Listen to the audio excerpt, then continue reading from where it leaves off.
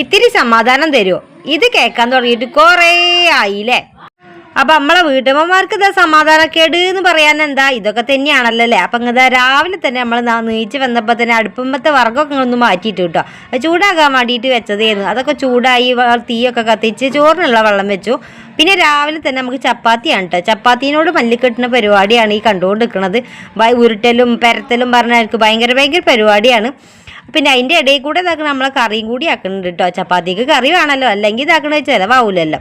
അങ്ങനെ ഇതാക്കണം ഗ്രീൻ പീസിൻ്റെ കറി ഒരു വിധമൊക്കെ ഉണ്ടാക്കി വെച്ചിരിക്കണം കേട്ടോ. പിന്നെ ചപ്പാത്തിയൊക്കെ പരത്തി അതൊക്കെ ഒന്ന് ചുട്ടെടുത്ത് അതിൻ്റെ ഒക്കെ ഒപ്പം തന്നെ നമ്മൾ മീൻകറിയും കൂടി ഉണ്ടാക്കിയിട്ടുണ്ട്. അപ്പോൾ തലേന്നേ മീനൊക്കെ കൊണ്ടുവന്നുകൊണ്ടൊന്നും കഴുകി വൃത്തിയാക്കി അതിൻ്റെ സംഭവങ്ങളൊക്കെ നന്നാക്കി വെച്ചപ്പോൾ രാവിലെ നമുക്ക് എളുപ്പമാണ് ഉണ്ടാക്കാനായിട്ട്. ഇത്രയും സാധനങ്ങൾ ഞാൻ ഉണ്ടാക്കിയിട്ടും ചോറിനൊരു അനക്കം പറ്റിയിട്ടില്ല. ഒരു ഇത്തിരിയും കൂടിയും വേവാനുണ്ട്. അപ്പോൾ ഇതൊക്കെ പാടെ കഴിയുമ്പോൾ നമുക്കൊരു സമാധാനമാകുമല്ലോ അല്ലേ.